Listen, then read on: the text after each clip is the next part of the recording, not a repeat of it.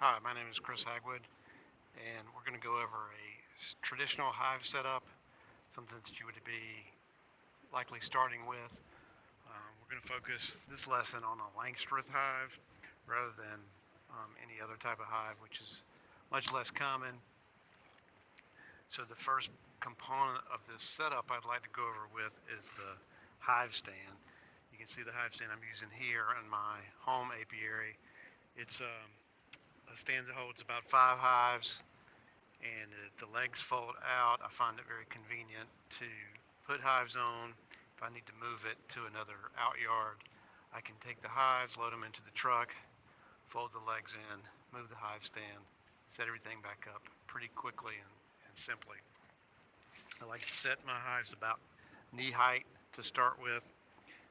That way I'm not bending over very much um, when they're set up. So you can use whatever you would like to get started with. I started out with cinder blocks like most people, and then moved on from there. So there's many choices for a stand. You just want to make sure that your hive is relatively level. And as we'll talk about um, shortly, you may need to tilt them slightly forward. So let's talk about the components first. So we'll work our way up from the bottom. The first component I'd like to go over with is the bottom board. So there's two types of bottom boards that are most common, and that is the solid bottom board and the screen bottom board. So let's look at the most common. Most people are starting out these days with a screen bottom board. The screening is number 8 or 1/8 inch hardware cloth on the bottom. Otherwise, it's 3/4 inch rails all the way around, and a frame to hold the screen. The screen allows mites to fall through, maybe even hive beetles to fall through. It started out as a way to put oil traps underneath and trap hive beetles that fell out, or even mites that fell through the screen.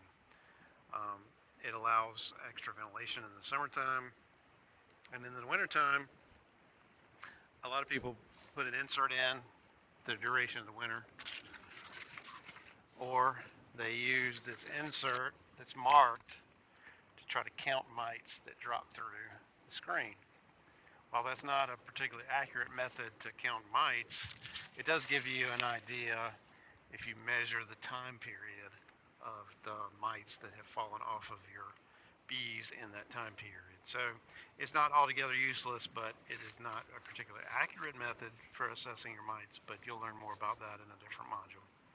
So if you do insert the plastic insert and leave it in for any length of time, you do want to take it out from time to time and clean the debris. I have found that if you leave this in, there's a space between the screen and the insert that the bees cannot get to, can't keep it clean. A lot of pollen debris and hive debris falls in there. It really makes a great spot for hive beetle larvae and even wax moth larvae to grow. So keep that area cleaned out if you're going to keep an insert in there. Or you can go with a straight solid bottom board. I made this myself. The rest of my hives use solid bottom boards at the moment. When they're on the hive stand, you can either tilt all of them, or particularly if you're using solid bottom boards, you can erect the stand in such a way that it tilts forward and keeps rainwater from running back into the back of the hive. I found that once I switched to solid bottom boards that I did need to tilt these forward, because even when they're perfectly level, enough rainwater collects in the back, hive debris collects in the back, that I saw that larvae of wax moths and hive beetle were growing kind of in this debris that collected in the bottom of the bottom board. So it is kind of important to tilt them forward. So next component is a hive body. You'll notice that my apiary is all 8-frame mediums. This is what I chose to go with when I started beekeeping.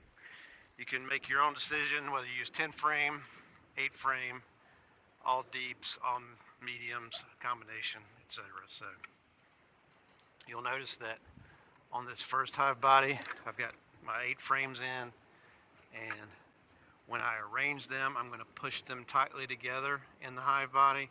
That spacing, as you'll learn from your materials in class, is important, that bee spacing. If we space these out or leave them in here haphazardly, we'll get burr comb between frames. Even when we push them together, you may see some burr comb on the two outside edges, but usually by the time they've worked their way all the way to the edge, they're not as inclined to build very much burr comb to connect this frame with this space, because it is bigger than others. But you need that space, because as you're doing inspections, you need a space here to move this frame to the side to pull it out. So we can't have it in here with no clearance. So we go ahead and center the frames up in our hive body. And we start our bees into the hive body, either a package or a nuke. And as they've built out and are ready for our next hive body, we can put that on above it, the same as the first, and keep working our way up. So I'll usually let them build up 3 hive bodies tall, and the topmost hive body for mine tends to get to be mostly honey, some brood, but mostly honey. And then above that, during the honey flow, I'll work on a 4th super that is for harvest honey. So I do want to talk about one more component that would go above the 4th one. I don't have 3 on here yet, but I mean above the 3rd one, I'm sorry. And that are queen excluders. So I have a plastic queen excluder and a metal queen excluder. And the spacing between these slots is such that a worker bee can fit through the slot, but a queen bee nor a drone is able to fit through those slots. So if we want to keep the queen out of a super above this, then before we even put it on, we put a queen excluder on. If I put this queen excluder on and then add a hive body, with frame or with comb above that, then clearly the worker bees can come and go from the bottom. They can fit between the queen excluder's slots, and they can build comb or store honey in the top. If this already has comb and bees, etc. in it, and I want to use a queen excluder, then I've really got to make sure that the queen is below it and that the queen is down there in the brood area that I want before I put the queen excluder on. So one thing that you'll see that some people like to do is during the summer season, like I've told you before, I usually build mine up to 3. I might put the queen excluder on in the summer, feed them sugar syrup, and get them to build this entire top 3rd section as nothing but honey. The queen can't get up here, she can't produce brood up here. They pack this entire 3rd super up with honey, and now that it's cold, I can remove the queen excluder. I can put that super back on with all that honey, and now the queen can rise up there with the cluster of bees, and they can move from the brood area up into the honey super to consume the honey in the cold of winter.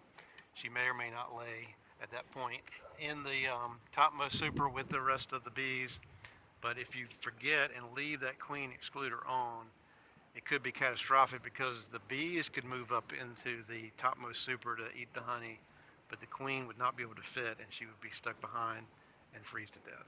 So just remember that. The next component we'll go over with is an inner cover.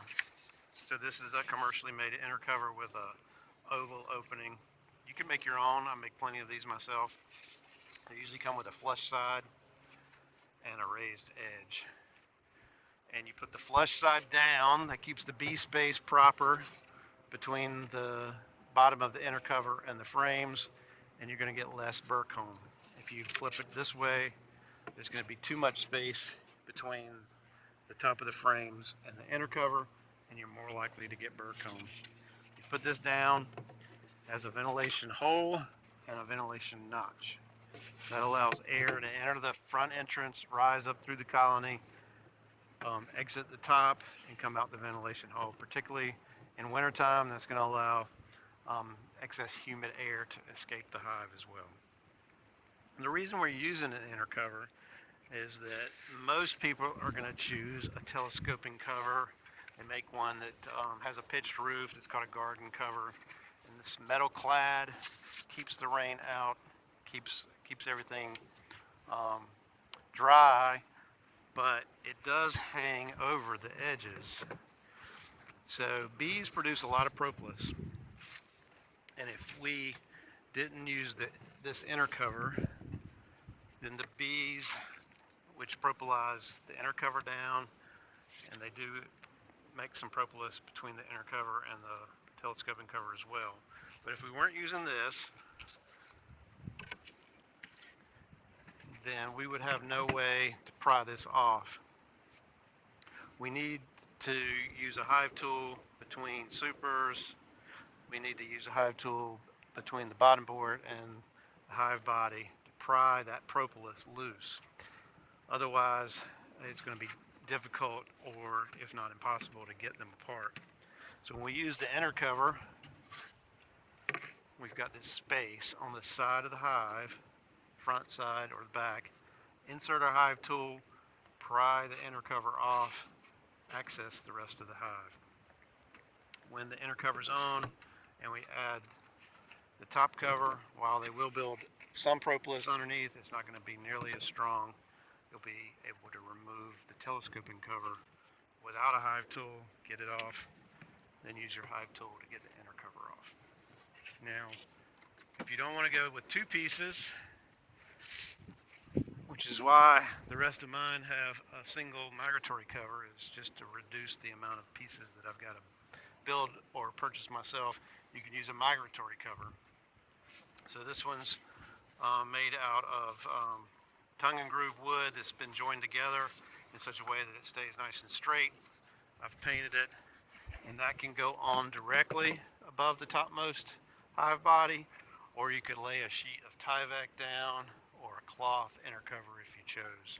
It's really entirely up to you, but that gives me a space here to pry this off. I don't need an inner cover. The other good reason to use a migratory cover is if you're moving beehives frequently, it allows you to stack them together on a truck or trailer adjacent to each other. They can touch. If you're using a traditional telescoping cover, it overlaps the sides, and the hives have to be spaced apart, and they can be a little more unstable when they're trying to transport.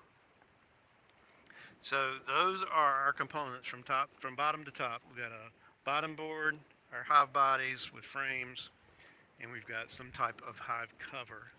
The last component I want to go over with you is an entrance reducer. So this is a commercially produced entrance reducer. It's got two settings on it. One is wider than the other. So remember to always place these entrance reducers down with the opening down. That way the bees can exit directly. Some people will forget or they're not sure, and they'll place it with the notch up, which causes the bees to have to cross over the entrance reducer, and it's less efficient for them to remove dead bees and hive debris from the colony. So we've got a wider opening or a narrower opening on this one. If I'm going to use an entrance reducer, I usually just go ahead and make it one size down to the smallest, which is about a 1/2 inch wide by 3/8 inch tall, or I'll use a piece of screening that has a notch cut out of it, kind of like just a little flap door. And you'll see on the rest of my hives here, I'm using screening that's fastened on the front. But the entrance reducer serves kind of one of two purposes. Number one, it aids in defending the hive. So some colonies are strong, some colonies are weaker than others. Stronger colonies will send foragers out, and they'll kind of probe at weaker colonies. And if they feel like they can get inside of a weaker colony that has honey stored up, they'll rob that honey out.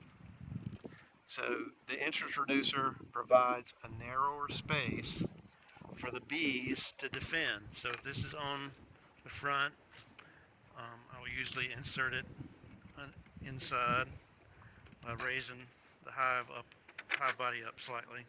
So now the bees only have to defend that little ½ inch instead of the entire width. Same thing goes if I'm using screen. It's only got one little spot to get in, but the screen allows them to continue to use the rest of the space to help ventilate the hive.